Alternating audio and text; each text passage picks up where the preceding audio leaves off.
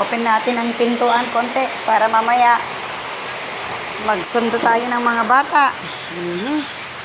Ulan na naman guys dito sa Isabela.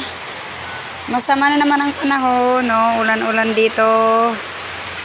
Ulan-ulan, mamaya 4 o'clock magsundo ng apo. Mga apo sa school.